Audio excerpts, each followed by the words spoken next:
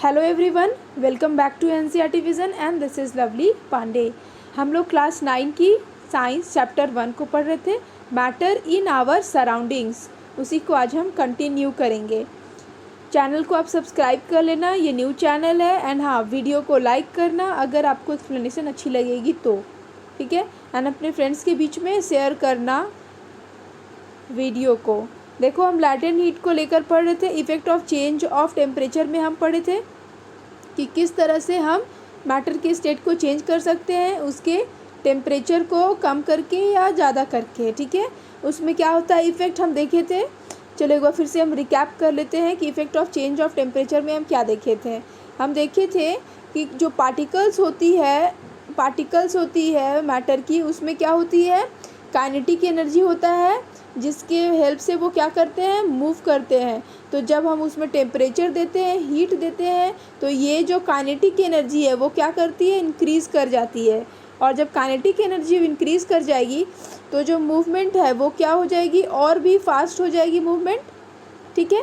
तो जब फास्ट हो जाएगी मूवमेंट तो पार्टिकल्स के बीच में क्या हो जाएंगे, जब मूवमेंट और फास्ट हो जाएगी तो पार्टिकल्स अगर इतने क्लोज थे अगर, तो अभी पार्टिकल्स क्या हो जाएंगे, और भी दूर हो जाएंगे ना, क्योंकि इनका मूवमेंट बहुत ही फास्ट हो गया है, ठीक है। तो पार्टिकल का जो नेचर है वो क्या हो गया, चेंज हो गया है।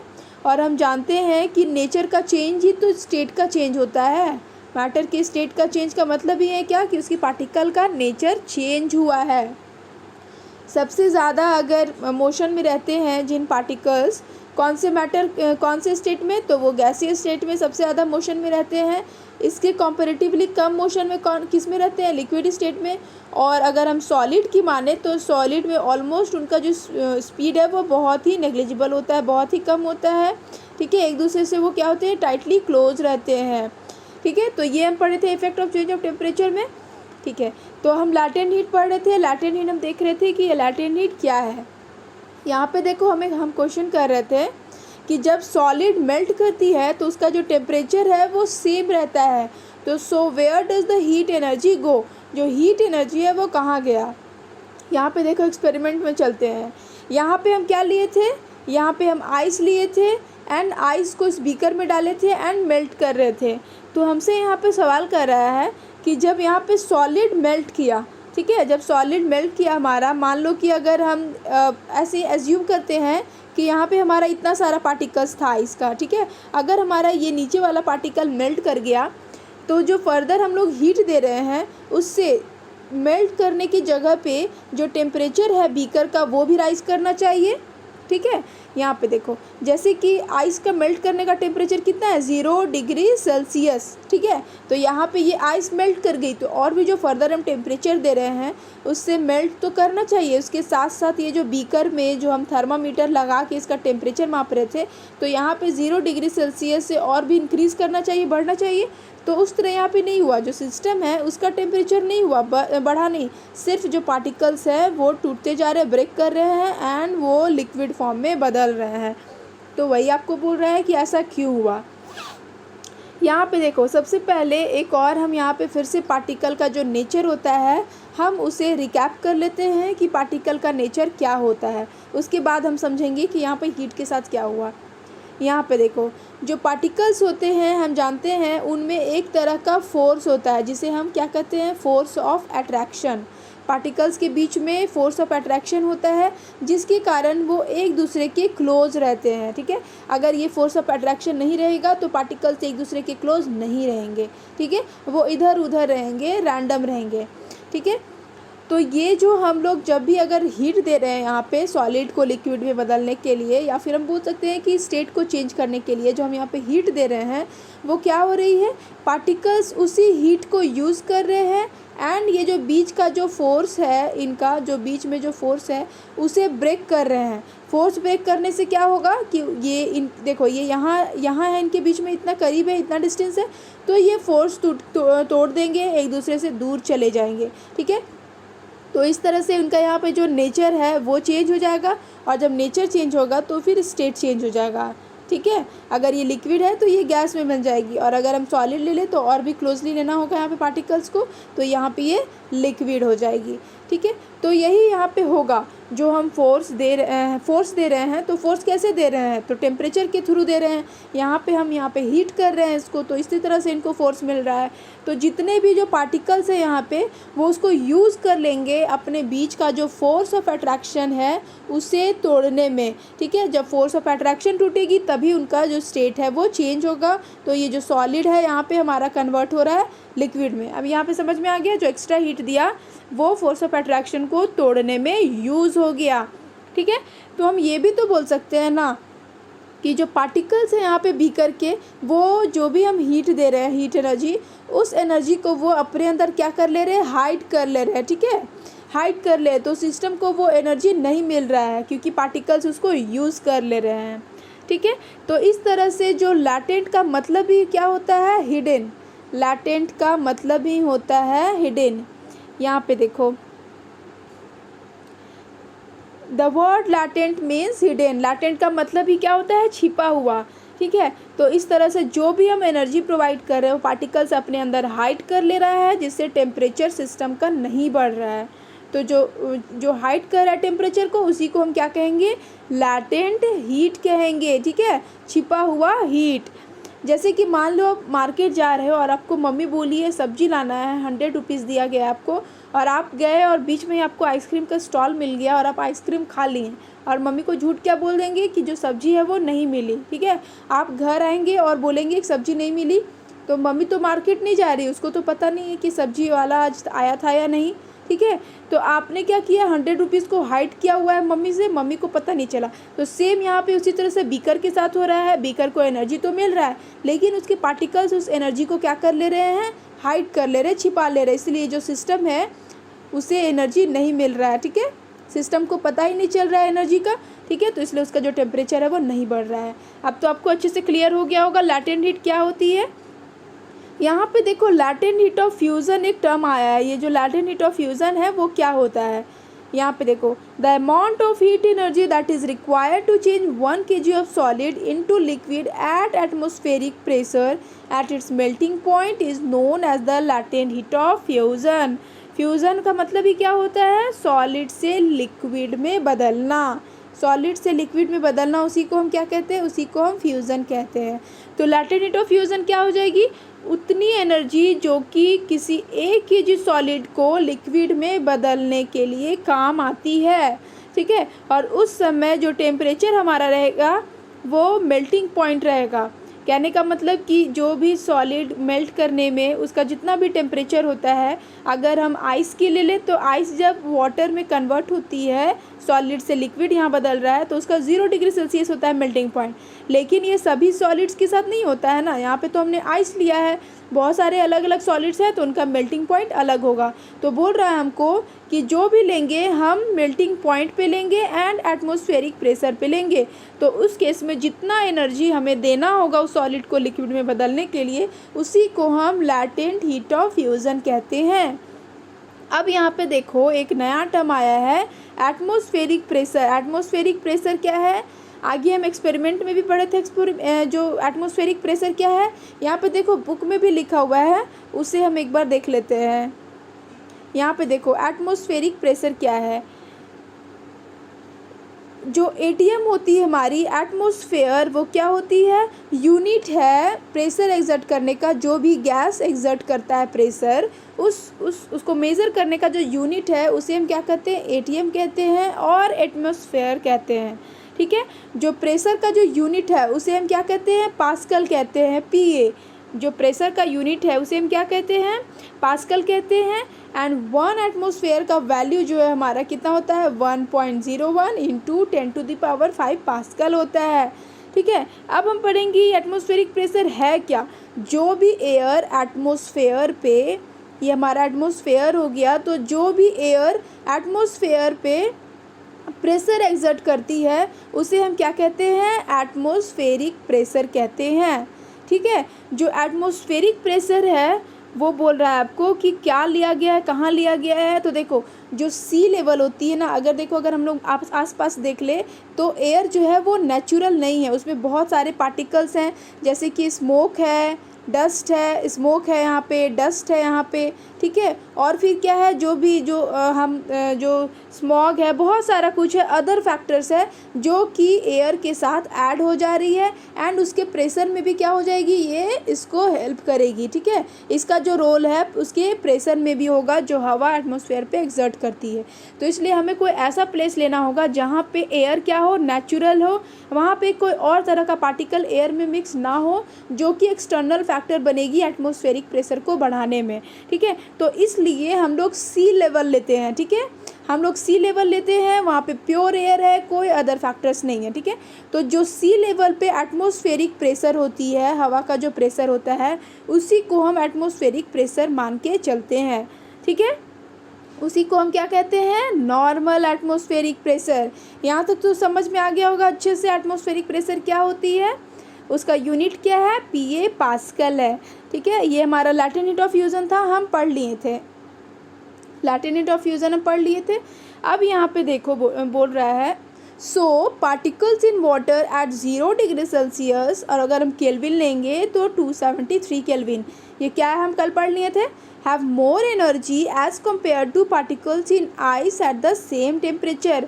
उसमें ज़्यादा एनर्जी होता है अगर हम आइस को ले लें उसी टेम्परेचर में। तो अब बताओ ऐसा क्यों बोल रहा है, इसलिए क्योंकि आइस को अगर हम उसी टेम्परेचर में ले लें, ठीक है, तो वो सॉलिड स्टेट में है। ठीक है, और अगर हम उसी को अगर वाटर स्टेट में ले लें, ठीक है, आइस हमारा वाटर में बदल गया तो वो लिक्विड स्टेट हो गई। हमारा कौन सा स्टेट हो गया, वो हमारा लिक्विड स्टेट हो गया। यहाँ पे देखो आइस ले ले तो वो किस में हो गया, सॉलिड स्टेट में, वाटर ले ले तो हमारा लिक्विड स्टेट में हो गया। तो यहाँ पे उसी टेम्परेचर में ले ले पार्टिकल और यहाँ पे उसी टेम्परेचर पार्टिकल ले ले, तो यहाँ पे जो पार्टिकल है उसमें मोर एनर्जी होगा as compare to particles of ice. ऐसा क्यों, क्योंकि आइस से जब वाटर में बदल रही है तो इसके पार्टिकल्स में, वाटर के पार्टिकल्स में मोर एनर्जी होगा। ठीक है, हाँ, किस फॉर्म में होगा, लैटेंट हीट के फॉर्म में। क्यों, क्योंकि एनर्जी को छिपाई हुई रहेगी, तो इसलिए वाटर के पार्टिकल्स में मोर एनर्जी होगा एज़ कम्पेयर टू आइस के पार्टिकल्स में। यहाँ तक तो समझ में आ गया। अब यहाँ पे देखो, और उसके बाद क्या होगा कि हमारा तो पहले सॉलिड से लिक्विड में बदल गया, लेकिन अगर हम फर्दर हीट एनर्जी को देंगे वाटर में तो और क्या होगा, पार्टिकल्स और भी फास्टली मूव करने लगेंगे। क्यों, क्योंकि उनका काइनेटिक एनर्जी तो और बढ़ा दिया हमने।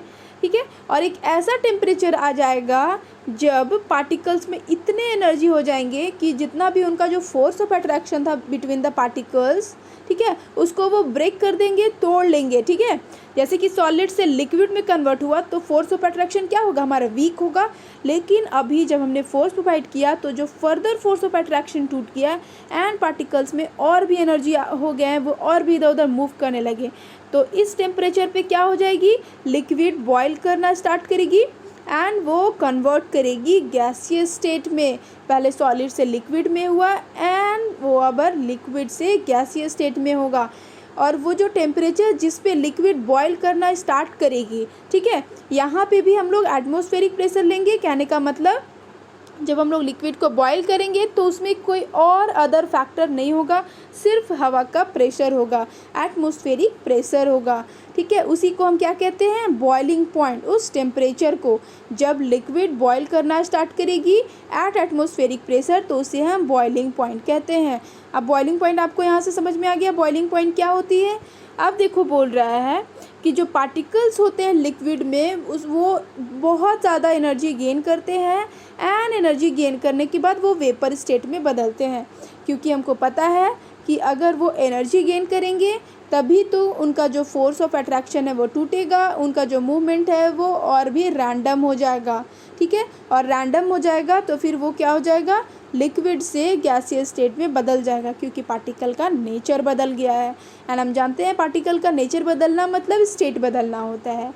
ठीक है, अब यहाँ पे देखो वाटर के लिए दिया गया है, वाटर यहाँ पे 373 केल्विन पे बॉयल होती है। ठीक है, अलग अलग लिक्विड होगी तो उसका अलग अलग बॉइलिंग पॉइंट होगा। और अगर हम सेल्सियस में माने तो 100 डिग्री सेल्सियस। और हम पढ़े थे ना सेल्सियस को केल्विन में कैसे बदलते हैं, केल्विन को सेल्सियस में बदलते हैं कैसे, जो पहली वाली वीडियो थी उसमें देखे थे। बुक के जो नीचे वाले पेज के नीचे वाले में नोट पॉइंट दिया हुआ था कैसे चेंज करते हैं, उसी को यहाँ पे यूज़ किया गया है। 100 डिग्री सेल्सियस वाटर का बॉइलिंग पॉइंट होता है, तो उसी को अगर हमको केल्विन में बदलना है तो 273 प्लस 100 करेंगे तो हमारा 373 केल्विन आ जाएगा।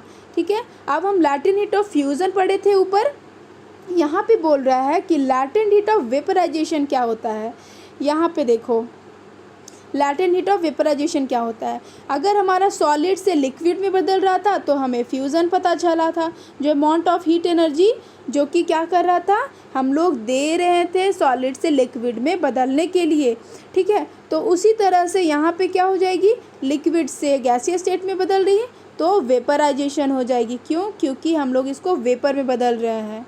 ठीक है, वेपराइजेशन में बदल जाएगी। यहाँ पे देखो उसको हम डिफाइन करते हैं, यहाँ पे हम ले चलते हैं। यहाँ पे the amount of heat energy that is required to change, यहाँ पे सॉलिड है और हम यहाँ पे चेंज क्या करेंगे, लिक्विड को इनटू गैस। यहाँ पे क्या हो जाएगा, हमारा लिक्विड हो जाएगा। ठीक है, और यहाँ पे क्या हो जाएगा, हमारा गैस हो जाएगा। ठीक है, eight atmospheric pressure at it's, यहाँ पे देखो मेल्टिंग पॉइंट है, ये हमारा हो जाएगा बॉइलिंग पॉइंट। ठीक है, क्यों, क्योंकि मेल्ट हुई उसके बाद वो लिक्विड में बदला और अभी जब बॉयल होगी उसके बाद वो गैसीय स्टेट में बदलेगा। ठीक है, तो उसी को हम क्या कहेंगे, लैटेंट हीट ऑफ वेपराइजेशन। ठीक है, उसे हम कहेंगे लैटेंट हीट ऑफ वेपराइजेशन। ये फ्यूज़न कट के यहाँ पे हो जाएगा वेपराइजेशन। क्यों, क्योंकि गैसीय स्टेट में बदल रहा है। ठीक है, तो इसलिए हमें अब लैटेंट हीट ऑफ फ्यूज़न समझ में आ गया, लैटेंट हीट ऑफ वेपराइजेशन को भी हमने अच्छे से समझ लिया है। यहाँ पे देखो एक फ्लो चार्ट दिया हुआ है, उसमें आपको बताया गया कि किस तरह से सॉलिड लिक्विड में बदल रहा है एंड लिक्विड हमारा गैसीय स्टेट में बदल रहा है। यहाँ पे देखो ये सॉलिड स्टेट में था। ठीक है, हम उसमें हीट देंगे। ठीक है, और हीट देने के बाद उसका काइनेटिक एनर्जी बढ़ जाएगा। काइनेटिक एनर्जी बढ़ने के बाद क्या होगा, पार्टिकल्स फास्टली मूव करेंगे एक दूसरे से और भी दूर चला जाएगा। तो अब हमारा ये लिक्विड स्टेट में बदल जाएगा। क्यों, क्योंकि पार्टिकल का नेचर बदल चुका है। और अगर हम फर्दर हीट देंगे तो क्या होगा, यहाँ पे हम पढ़ रहे थे, यहाँ पे फ्यूज़न हो रहा था, यहाँ पे वेपराइजेशन हो जाएगा। पार्टिकल्स के बीच में जो फोर्स ऑफ अट्रैक्शन है वो और भी कमज़ोर हो जाएगा एंड वो गैसीय स्टेट में कन्वर्ट हो जाएंगे। ठीक है, और उसी की वाइस वर्सा अगर हम उल्टा कर दें, अगर हम एनर्जी को कम कर दें, ठीक है, एनर्जी को लूज़ कर दें तो काइनेटिक एनर्जी कम हो जाएगी, पार्टिकल्स को कम एनर्जी मिलेगा, फोर्स ऑफ अट्रैक्शन क्या हो जाएगा, और भी हल्का स्ट्रांग हो जाएगा। ठीक है, तो वो पार्टिकल का नेचर बदलेगा एंड वो लिक्विड स्टेट में कन्वर्ट हो जाएगा। और इसी के कॉन्ट्रास्ट में अगर हम लिक्विड से फिर और एनर्जी को लूज़ कर दें, कूल करना का मतलब क्या हुआ, एनर्जी लूज़ करना, तो यहाँ पे भी काइनेटिक एनर्जी कमज़ोर होगी और जो पार्टिकल्स को एनर्जी मिल रही थी कम हुई तो फोर्स ऑफ अट्रैक्शन क्या हो जाएगा, और भी बढ़ जाएगा। पार्टिकल का नेचर बढ़ जाएगा, स्टेट चेंज हो जाएगा, तो फिर अब सॉलिड से लिक्विड से हमारा सॉलिड स्टेट में आ जाएगा। ठीक है, यहाँ पे देखो एक चीज़ और यहाँ पे बताया गया है, यहाँ पे देखो particles in steam that is water vapor at 373 Kelvin 100 degree Celsius have more energy than water at the same temperature। यहाँ पे बोल रहा है कि अगर हम स्टीम को ले लें, वाटर वेपर को ही कहते हैं स्टीम। ठीक है, हम लोग वाटर वेपर को ही स्टीम कहते हैं, तो उसमें ज़्यादा एनर्जी होगा एज़ कम्पेयर टू अगर हम वाटर ले लें उसी टेम्परेचर में, तो वहीं यहाँ पे भी सेम वही चीज़ होगा। क्यों, क्योंकि जो पार्टिकल्स हैं स्टीम के, ठीक है, वो क्या करेंगे, अपने अंदर कुछ एनर्जी हाइड किए रहेंगे। ठीक है, लैटेंट हीट ऑफ वेपराइजेशन, ठीक है, हाइड किए रहेंगे। और अगर हम सिंपली वाटर को ले लें तो उसमें ऐसा एनर्जी इस कंपैरिजन में यहाँ पे इस केस में नहीं है। ठीक है, तो इस तरह से इसके पार्टिकल्स के पास ज़्यादा एनर्जी होगा, तो एनर्जी ज़्यादा है तो अगर आप उसे टच करोगे तो ज़्यादा बर्न होगा। ठीक है, आपका हैंड ज़्यादा बर्न करेगा इन कंपैरिजन टू अगर वाटर के पार्टिकल्स को आपने टच कर लिया है उसी टेम्परेचर पे। इसे समझने के लिए हम डेली लाइफ में देखते हैं कि अगर आप जाओगे किचन में, देखना खाना अगर बन रहा होगा, ठीक है, आप उसके लीड को हटाना, ढक्कन को हटाना, ठीक है, तो आप देखना कि आपका जो हैंड है बहुत ही ज़्यादा सीवियर बर्न कर जाएगा। ठीक है, बहुत ही ज़्यादा सीवियर बर्न कर जाएगा। क्यों, क्योंकि इस समय जो स्टीम निकल रहा है वो अपने अंदर किसी हीट को हाइड करके निकल रहा है, लैटेंट हीट ऑफ वेपराइजेशन।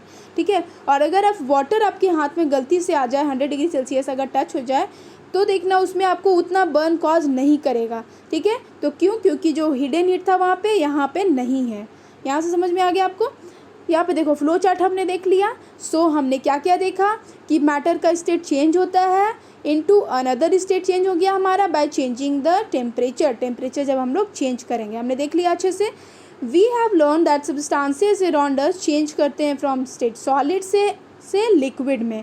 पता है हमें सॉलिड से लिक्विड में चेंज होता है एंड देन लिक्विड से गैस पे अगर हम हीट को और भी दें, ठीक है। बट यहाँ पे क्या है, यहाँ पे देखो बट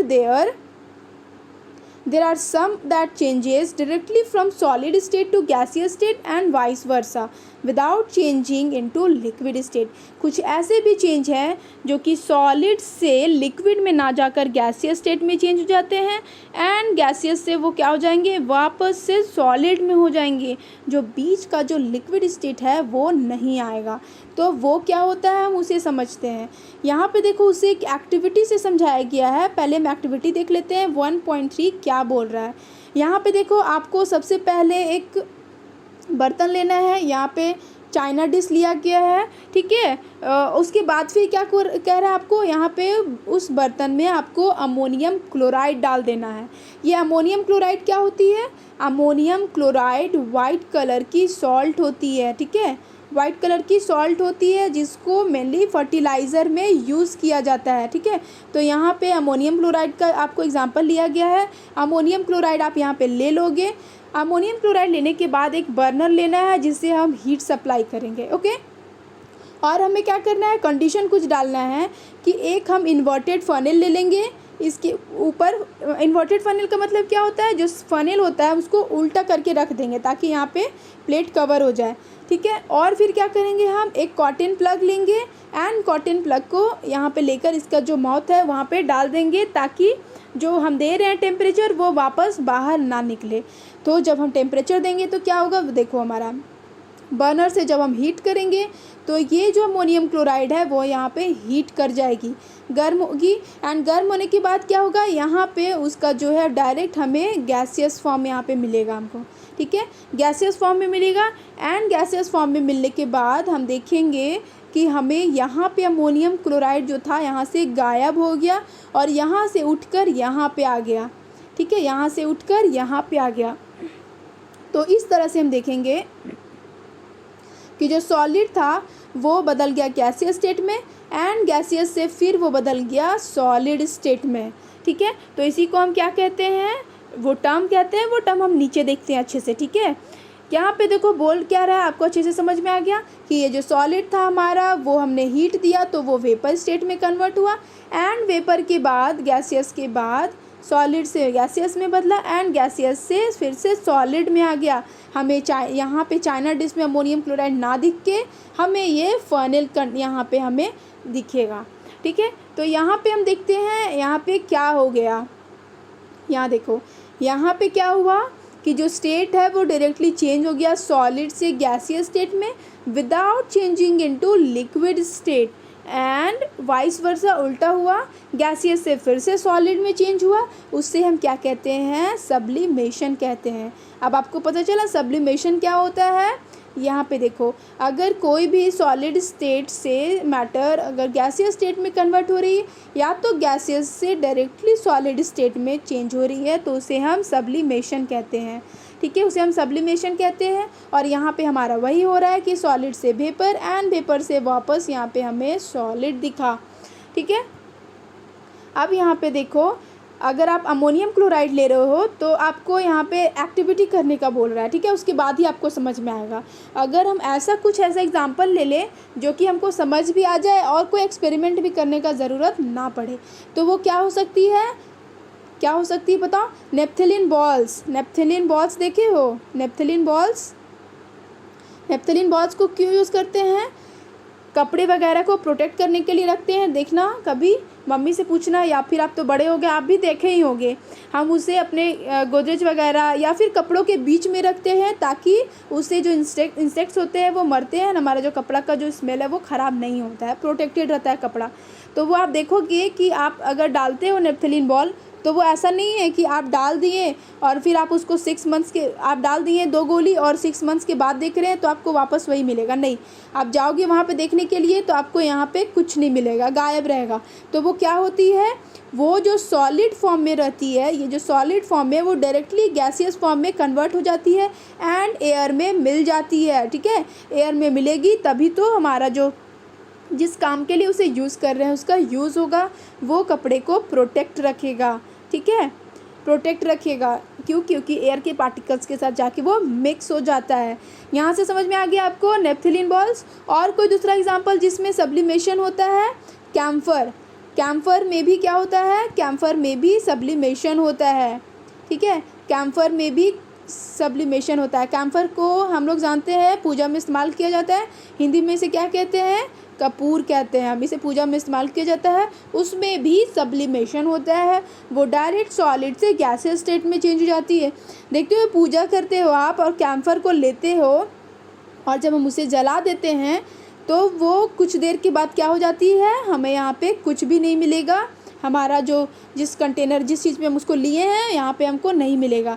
क्यों? क्योंकि ये सॉलिड से डायरेक्ट हमारा किस में हो गया, गैसियस स्टेट में कन्वर्ट हो गया, वो एयर पार्टिकल्स के साथ जाके मिक्स हो गया। तो इस तरह से हमारा सॉलिड से डायरेक्टली कन्वर्ट हो जाएगा किस में, गैसियस स्टेट में। तो कपूर का भी हमने एग्जाम्पल देख लिया है। जो लोग नेपथलीन बॉल का एग्जाम्पल नहीं समझ पाए वो कपूर बॉल का तो एग्जाम्पल समझ ही गए होंगे, ठीक है।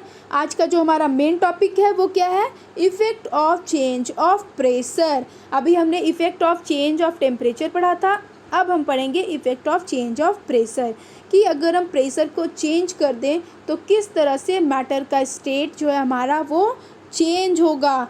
यहाँ पे सबसे पहले देखो, यहाँ पे देखो प्रेशर जब हम अप्लाई करते हैं तो मेन रोल होता क्या है। देखो पार्टिकल्स के बीच में क्या होते हैं, स्पेस होते हैं, सबको पता है। वो डिपेंड करता है कि वो कौन सा मैटर है, उसके अकॉर्डिंग स्पेस होगा, ठीक है। तो जब हम प्रेशर अप्लाई करते हैं तो क्या होती है, जब हमने प्रेशर अप्लाई किया तो यही जो स्पेस है वो बढ़ जाती है, पार्टिकल्स का जो स्पेस है वो बढ़ जाता है, ठीक है। स्पेस बढ़ गया, कहने का मतलब नेचर हमारा चेंज हो गया, ठीक है। नेचर चेंज होने का मतलब क्या हुआ, स्टेट ही चेंज हो गया, ठीक है, स्टेट ही चेंज हो गया। अब यहाँ से तो हमें समझ में आ गया प्रेशर अप्लाई करने पे मेन जो होता है वो क्या होती है, जो स्पेस है वो हम चेंज कर देते हैं, ठीक है। स्पेस पहले क्या होता है, यहाँ पे देखो स्पेस क्या होती है, स्पेस चेंज होती है। अब आप एक बात बताओ, स्पेस चेंज होती है, अच्छा सॉरी एक यहाँ पे उल्टा क्या हो गया, यहाँ पे देखना, उसे आप फिर से देख लो। जो हम बोले थे क्या कि जो स्पेस है वो चेंज होती है, ठीक है, स्पेस चेंज होती है। तो जब हमने प्रेशर को दिया तो स्पेस चेंज होगी, जो स्पेस था ये वाली वो हट जाएगी एंड पार्टिकल्स एक दूसरे के और क्या हो जाएंगे, क्लोज हो जाएंगे। क्यों? क्योंकि प्रेशर देने पे तो स्पेस कम होगी ना, हम उसे दबाएंगे तो जो प्रेशर है देने से स्पेस जो है और कम होगी, ठीक है। तो इससे हमारा जो पार्टिकल का नेचर है वो ऐसा हो जाएगा, ठीक है। अब आप एक बात बताओ, जो सबसे ज़्यादा पार्टिकल के बीच में स्पेसेस होता है हम किस में देखते हैं, हमारा गैसियस स्टेट में। गैसियस स्टेट में पार्टिकल्स के बीच में बहुत ही ज़्यादा स्पेस होता है। अगर हम लिक्विड की बात करें तो इस कंपैरिजन में यहाँ पे जो स्पेस होगी पार्टिकल्स के बीच में वो क्या होगी, कम होगी। और अगर हम सॉलिड स्टेट की बात करें तो उसमें तो नेग्लिजिबल स्पेस होगी, सॉलिड में नेग्लिजिबल स्पेस होगी। तो अगर हम प्रेशर देंगे, ठीक है, अगर हम प्रेशर दे रहे हैं तीनों पे तो क्या होगा, स्पेस जो है वो कम होता है, ठीक है। तो यहाँ पे तो ऑलरेडी स्पेस नेग्लिजिबल है तो कम क्या होगा, कम तो अब कुछ होने को रहा ही नहीं। और अगर हम लिक्विड की बात करें, ठीक है, और अगर हम लिक्विड की बात करें तो स्पेस यहाँ पे ये कम हो जाएगा। हाँ एंड हाँ, हम बोल सकते हैं कि स्पेस कम होने पे इसका जो पार्टिकल का नेचर है वो बिल्कुल सॉलिड की तरह हो जाएगा, स्पेसेस जो है वो और कम हो जाएगा, यहाँ पे जो पार्टिकल्स है वो कॉन्ट्रैक्ट करेंगे, ठीक है। और अगर हम गैस की बात करें तो यहाँ पे तो बहुत सारा स्पेस है, ठीक है। तो यहाँ पे यही स्पेस कम हो जाएगा और ये दो चीज़ में कन्वर्ट हो सकता है, या तो पार्टिकल्स ऑफ लिक्विड के जैसा इसका नेचर हो जाएगा या तो फिर पार्टिकल्स ऑफ सॉलिड के जैसा इसका नेचर हो जाएगा। अगर हम इसमें बहुत ही ज़्यादा प्रेशर दे दें, प्रेशर पे डिपेंड करता है कि हम कितना प्रेशर दे रहे हैं। कम प्रेशर है तो स्पेसेस कम होंगे तो वो लिक्विड जैसा हो सकता है। अगर एक्स्ट्रा बहुत ही ज़्यादा प्रेशर दे दिया तो वो सॉलिड के जैसा पार्टिकल का नेचर हो जाएगा, उसका स्पेस बहुत ही कम हो जाएंगे। तो हम यहाँ से बोल सकते हैं कि जो इफेक्ट ऑफ प्रेशर है हमारा वो सबसे ज़्यादा किस में दिखेगा, गैसियस में दिखेगा। ऐसे बोलते हैं ना कि रिजल्ट हमें किस में मिलेगा, तो हमें गैसियस स्टेट में अच्छे से रिजल्ट देखने को मिलेगा, क्योंकि इसमें पार्टिकल्स के बीच का स्पेस बहुत ही ज़्यादा होता है। तो अब आपको अगर कोई पूछेगा कि किस स्टेट में, मैटर के किस स्टेट में इफ़ेक्ट ऑफ प्रेशर को ज़्यादा दिखता है, हम उसे ज़्यादा देख सकते हैं और उसका यूज़ भी होता है, तो वो कौन सा होगा, हमारा गैसियस स्टेट होगा। क्यों होगा, कैसे होगा, वो सब चीज़ हमने अभी देख लिया, ठीक है। और एक चीज़ और है कि हम प्रेशर दे रहे हैं तो पार्टिकल्स के बीच का स्पेस को हम कम कर रहे हैं, ठीक है, स्पेस को हम कम कर रहे हैं। और प्लस मान लो अगर इसके साथ हम टेम्परेचर भी दे दिए तो क्या होगा, स्पेस तो यहाँ पे कम हो रहा है और टेम्परेचर दे दिए तो क्या हो जाएगा, टेम्परेचर देने से हम देखे थे कि जो काइनेटिक एनर्जी है वो क्या होती है, बढ़ जाती है। और जब काइनेटिक एनर्जी बढ़ जाता है तो पार्टिकल्स का जो मूवमेंट है वो क्या हो जाएगा, और भी बढ़ जाएगा। तो इस तरह से अगर हम दोनों फैक्टर प्रोवाइड करेंगे, ठीक है, तो आराम से हमारा पार्टिकल का नेचर जो है वो क्या है, चेंज हो जाएगा। एक तो स्पेस को कम करेगा और एक हमारा मोशन को रेस्ट्रिक्ट कर देगा, ठीक है। जिस फोर्स ऑफ अट्रैक्शन से वे लोग जुड़े हुए थे उस फोर्स ऑफ अट्रैक्शन को क्या करेगा, वो लोग या तो कम करेगा या तो इंक्रीज़ करेगा, वो डिपेंड करता है हम टेम्परेचर को बढ़ा रहे हैं या फिर घटा रहे हैं, ठीक है। तो इस तरह से पार्टिकल का नेचर हम चेंज कर सकते हैं दो तरह से, यहाँ पे हम प्रेशर भी चेंज कर देंगे प्लस उसका हम टेम्परेचर भी चेंज कर देंगे, तो हमें इफ़ेक्ट क्या है और अच्छे से मिलेगा, हमारा स्टेट जो है चेंज करना और भी हमारे लिए ईजी हो जाएगा। अब यहाँ से आपको समझ में आ गया। अब हम देखते हैं यहाँ पे क्या बताया गया है। यहाँ पे देखो, यहाँ तक हमने पहले अच्छे से पूरा पढ़ लिया है। बुक का यहाँ पे देख लिया, बुक में क्या लिया हुआ, क्या क्या लिखा हुआ है, ठीक है। Various states of matter, the difference in various states of matter is due to the difference in the distances between the constituent particles. Particles के बीच में क्या डिस्टेंस है, स्पेस है, उसी के अकॉर्डिंग मैटर का स्टेट जो है वो डिफर करता है, ओके। अब आपको बोल रहा है कि अगर हम प्रेशर देने लगेंगे तो अगर हम प्रेशर स्टार्ट करेंगे देना एंड अगर किसी गैस, अगर कोई अगर सिलेंडर में है, ठीक है, उसे हम प्रेशर दे रहे हैं, उसे कंप्रेस कर रहे हैं, तो क्या होगा, व्हाट विल हैपन, ओके। फिर आपको नेक्स्ट बोल रहा है विल द पार्टिकल्स कम, यहाँ देखो विल द पार्टिकल्स कम, उसके बाद क्या बोलता है, closure, closure, do you think that increasing और decreasing the pressure can change the state of matter. अब आपको जो मैंने बोला वो सब कुछ यहाँ पे लिखा हुआ है कि अगर कोई गैस सिलेंडर अगर में गैस रखा हुआ है, उसमें हम प्रेशर दे, उसे कम प्रेस करेंगे, उसके स्पेस को कम करेंगे तो क्या होगा, ठीक है। फिर बोल रहा है प्रेशर को इंक्रीज़ करना, डिक्रीज़ करना, क्या मैटर के स्टेट को चेंज करेगा, तो यस, पार्टिकल्स का नेचर ही चेंज हो जाएगा तो स्टेट तो चेंज होगा ही।